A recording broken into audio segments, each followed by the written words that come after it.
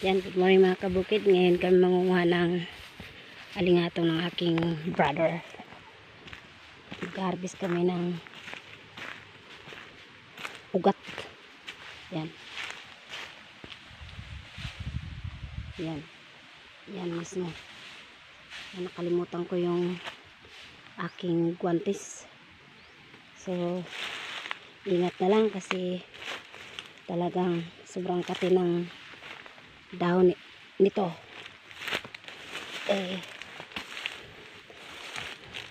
Ito tayo.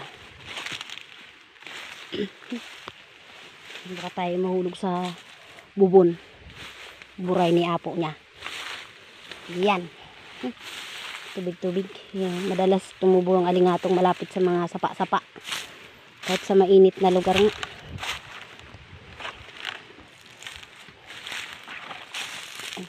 Ay! Wala man ako dalang itak. Ayan. Yan ito. Ang puno niya. Malaki na rin. Yung isa lang ito ditong malaki sa may malapit sa bahay. Pero marami itong ugat. Na ano ka, Weng? Oh. Di ka nag-jacket, Weng? Buray nika niya. Bata. Sabagay, malayo naman ang ano niya. Ang mga dahon niya. Kahit yata ang tuyo nitong dahon, Weng, nakakakati ano? Makati ano? Oo lang. Hindi ko nakarap mang Mari kita ng tuyo na dahon. Ano? Mataas masyado. Yan. Ito ang puno ng alingatong mga kabukid. Yan, mangunguha tayo. Yan. Mangunguha ang aking kapatid ay inuumpisahan na niya. Yan. Nandito ay irigasyon. Irigasyon na rin nandun na ibanda. Umpisahan na natin ang ating bakbakan. Yan.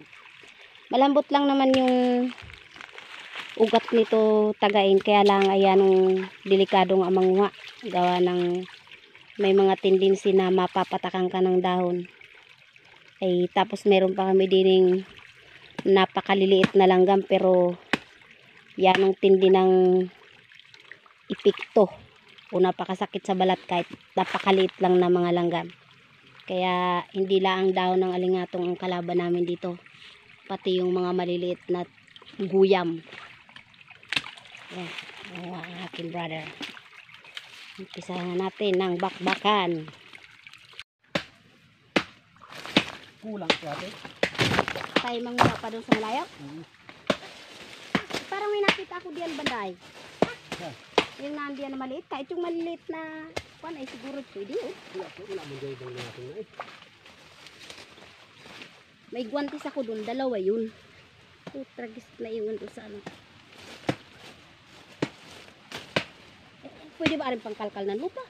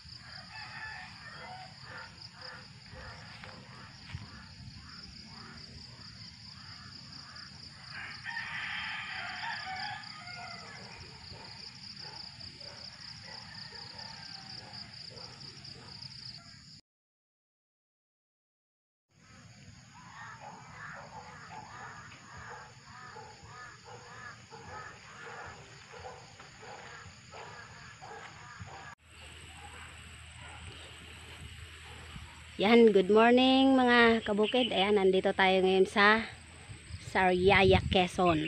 Ayan, nandito tayo sa bahay ng aking kapatid o ng aking mga magulang.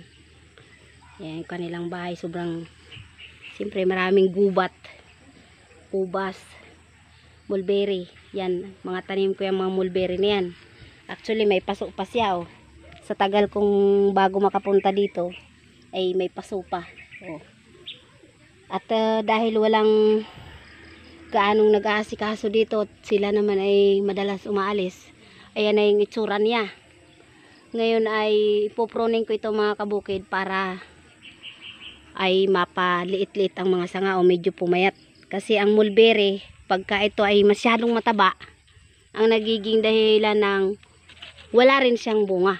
Kapag masyadong mataba ang mulberry, pagka hinayaan siyang ganyan, yan, ano pang magiging silbi niyan?